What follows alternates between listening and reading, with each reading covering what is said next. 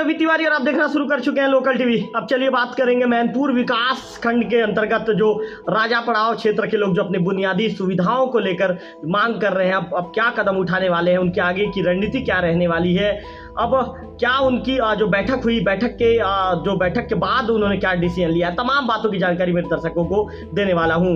आपको बता दूं कि गरियाबंद जिला के विकास खंड मुख्यालय मैनपुर के राजा पड़ाव क्षेत्र के हजारों ग्रामीणों ने 6 अक्टूबर दिन रविवार था, उस दिन गोना में उन्होंने एक आवश्यक बैठक का आयोजन किया।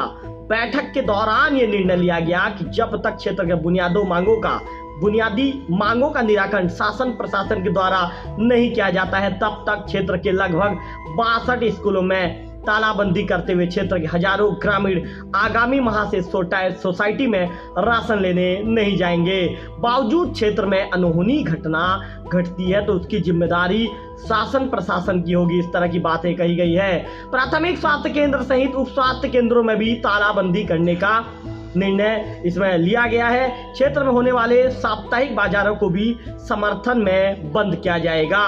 जय अंबेडकरवादी युवा संगठन के अध्यक्ष जो पतन कुमार मरकाम ने कहा कि ऐसा कठोर निर्णय क्षेत्रवासियों ने मजबूरी में लिया है। 4 अक्टूबर दिन शुक्रवार को एसडीएम मैनपुर के द्वारा पूरे विभागीय अमले को लेकर शोभा में संगठन के कोर कमेटी के मुखियाओं के साथ में बैठक लेते हुए खंड एवं जिला स्तर के समस्याओं का समाधान तय समय पर कर लिया जाएगा, इस तरह की बातें कही गई थी। लेकिन उच्च स्तरीय मांगों के लिए समय देना होगा, लेकिन क्षेत्र के हर मांग पूरा किया जाएगा। लेकिन हमें नहीं लगता कि क्षेत्र की समस्याओं का निराकरण तय समय पर सीमा पर हो पाएगा। उन्होंने कहा है कि आए दिन ऐसा कोरा आश्वासन शासन प्रशासन के द्वारा दिया जा रहा है, लेकिन समस्या जस की तस बनी हुई है। वर्षों से क्षेत्रवासी शिक्षा, स्वास्थ्य, आवागमन, पुल पुलिया, बिजली सहित विभिन्न आवश्यक समस्याओं को लेकर जूझ रहे हैं। लोकतांत्रिक व्यवस्था के आधार पर वोट देकर जो हम सभी लोग सरकार बनाते हैं, लेकिन चुनी हुई सरकार राजा पड़ाव क्षेत्र के लिए सौतेला व्यवहार करती है। वो आगे कहा कि हमें आभास हो रहा है, इस तरह की बातें का हमें आभास हो रहा है। वो जिला पंचायत गरियाबंद के उपाध्यक्ष संजय नेताम ने अपने उद्बोधन में कहा कि सरकार कहती है कि अंतिम पंक्ति में खड़े हुए लोगों का विकास करना हमारी पहली प्राथमिकता है, लेकिन विकास से कोसों दूर आज क्षेत्रवासी वर्षों से शोषित, पीड़ित, वंचित है। हमने एक बार नहीं सैकड़ों बार लोगों हमको ठगने का काम किया गया है। इस बार आर पार की लड़ाई सुनिश्चित होना चाहिए। राजापाड़ा क्षेत्र के मुखिया प्रताप सिंह नेताम ने कहा कि क्षेत्र के देवी देवताओं का आशीर्वाद लेकर हजारों की संख्या में क्षेत्रवासी इस बार आंदोलन करेंगे। दशहरा के बाद क्षेत्र के सभी स्कूलों में जय अंबेडकरवादी युवा संगठन एवं शाला प्रबंधन समिति के अध्यक्ष के साथ मिलकर 15 अक्टूबर दिन मंगलवार को तालाबंदी किए जाने की बात कही गई है। वहीं आगामी माह में हजारों ग्रामीण मजबूरी में राशन नहीं लेंगे जब तक मांगे पूरी नहीं होगी। क्षेत्र के हर ग्रामीण राशन दुकान में राशन लेने नहीं जाएंगे।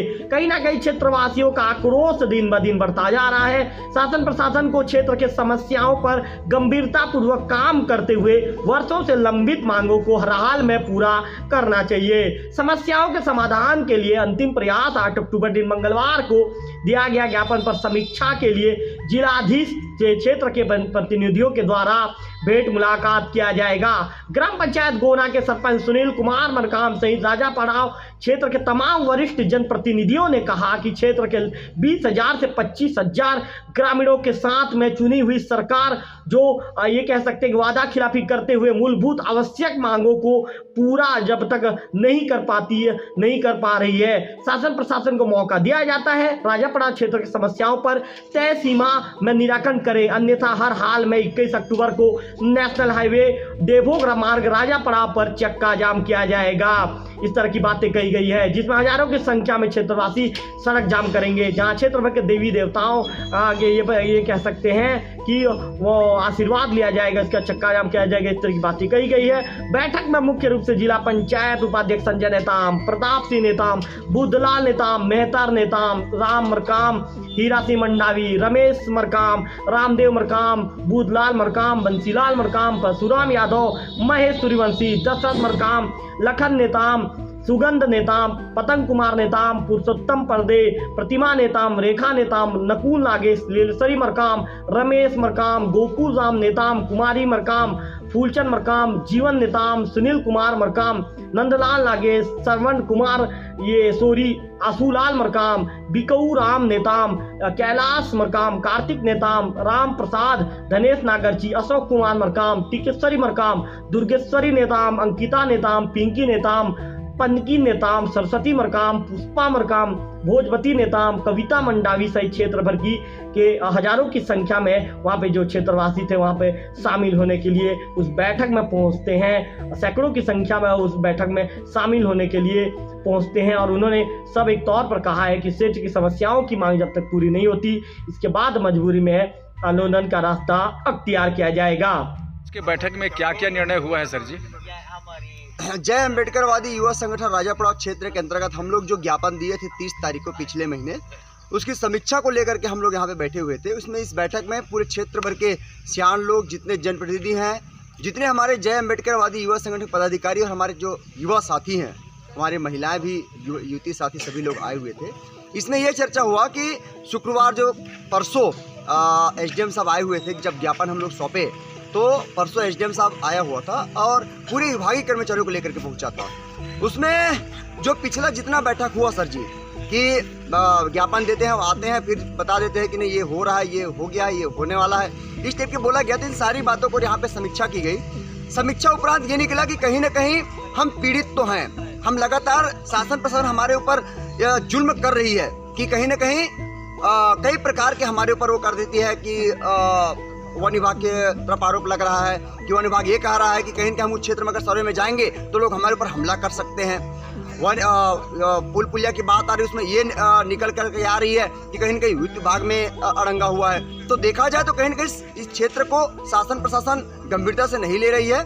इसलिए आज लोग इकट्ठा हुए थे और रणनीति बनी है कि अगले सप्ताह से मंगलवार को परसों ज्ञापन देने, फिर ज्ञापन में जो दिए थे उसमें क्या क्या हुआ, क्या समीक्षा प्रशासन ने किया है, उसको लेकर के माननीय कलेक्टर से इस क्षेत्र के प्रतिनिधि मंडल मिलने जाएगा। उसके बाद मिलने जाने के बाद जो साहब के द्वारा बताया जाएगा उस पर फिर विचार की जाएगी और आने वाला सप्ताह जो फिर से आएगी उसमें शिक्षक की व्यवस्था अगर नहीं होगी तो पूरे क्षेत्रों में तालाबंदी की जाएगी। ये निर्णय सर्वसम्मति से इस क्षेत्र में हुआ है। उसके बाद में ये निर्णय हुआ कि हम लोग शासन जो हमको चावल दे रही है, राशन दे रही है, हम राशन कार्ड को पंचायतों में जमा कर देंगे और हम राशन नहीं लेंगे। ये सर्वसम्मति से निर्णय हुआ है। उसके बाद भी शासन प्रशासन अगर किसी प्रकार की बाज नहीं आएगी तो हमको मजबूरन हमें 130 NH मार्ग में हम लोग बैठने को मजबूर हो जाएंगे।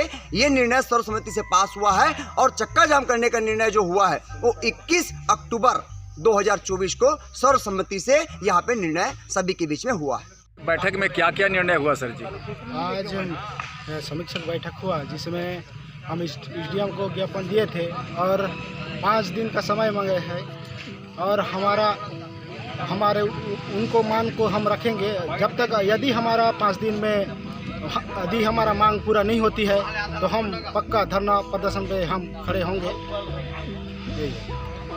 इस संगठन में आज कौन कौन से चर्चा हुआ, क्या चर्चा हुआ भाई?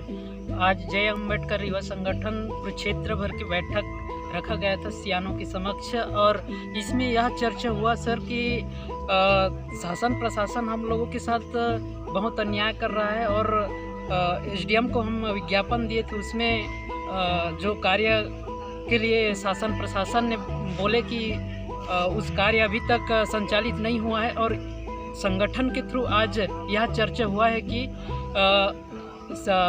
शिक्षक की व्यवस्था नहीं होने के कारण आज स्कूलों में हम ताला लगाने के लिए बाध्य हैं और राशन कार्ड को जमा करने के लिए बाध्य हैं और साथ ही साथ तत्काल हम मंगलवार को कलेक्टर के पास समीक्षा बैठक में जाएंगे। यदि हमारे मांगों को पूर्ण नहीं करेंगे तो इन सारी कार्यों में हम बाध्य रहेंगे।